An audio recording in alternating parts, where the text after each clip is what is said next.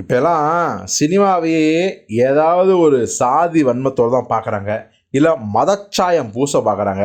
எந்த படம் எடுத்தாலும் அதில் ஏதாவது நொட்டை சொல்லிட்டு தான் இருக்காங்க. ஸோ இப்போ கூட பார்த்தீங்கன்னா ராஜ்குமார் ஃபிலிம்ஸ் இன்டர்நேஷ்னல் தயாரிப்பில் சிவகார்த்திகேயன் நடிப்பில் தீபாவளிக்கு ரிலீஸ் ஆன படம் தான் அமரன். இந்த படம் சக்க போர்டு போட்டிருக்கு. மிகப்பெரிய வெற்றி. சிவகார்த்திகேயன் கேரியர்லேயே உச்சம்னு சொல்லலாம். 2024 வருஷத்தில் வந்து ஒரு ஆரோக்கியமான வெற்றி படங்களில் ஒன்று அப்படிங்கிற பேரை வாங்கியிருக்குது.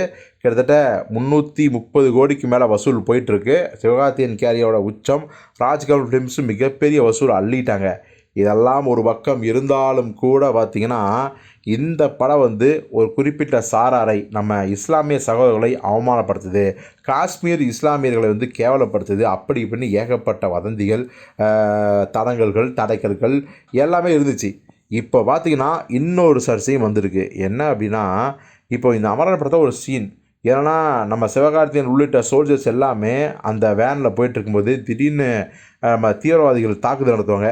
அந்த சீனப்போ வந்து அவருடைய மனைவி எஸ்கே சிவகார்த்தியோட மனைவி சாய் பல்லவி ஃபோன் பண்ணும்போது அந்த ஃபோன் ஆன்லேயே இருக்கும்போது அவ்வளோ பெரிய கலவரம் நடக்கும். ஸோ அவங்களுக்கு ஆப்போசிட்டில் என்ன ஆச்சோ ஏதாச்சோ அப்படின்னு துடிச்சு போயிடுவாங்க.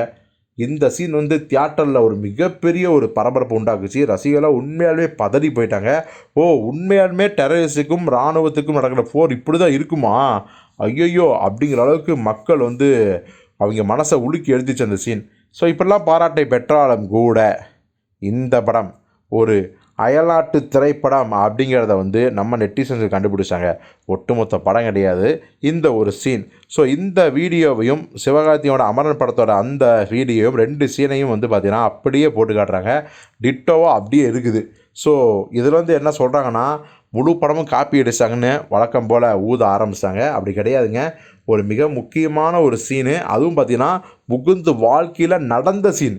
முகுந்து வாழ்க்கையில் மட்டுமில்லை, மற்ற இராணுவ வீரர்களின் வாழ்க்கையிலும் கூட இப்படி ஒரு சம்பவம் நடந்துக்கலாம். ஸோ அதைத்தான் ராஜ்குமார் பெரியசாமி காட்சிப்படுத்திருக்காரு. உடனே இது இங்கிலீஷ் படத்தில் வந்த சீன் அப்படின்னு சொல்லி அமரன் படத்தை முடிஞ்ச அளவுக்கு வந்து எப்படியெல்லாம் நெகட்டிவாக வந்து கருத்து சொல்ல முடியுமோ அதை பண்ணுற வேலையில் நிறைய பேர் இருக்காங்க. அது இல்லை, அப்படி இருக்காது அப்படிங்கிறது தான் நம்ம இந்த வீடியோ மூலம் சொல்ல வேண்டியது.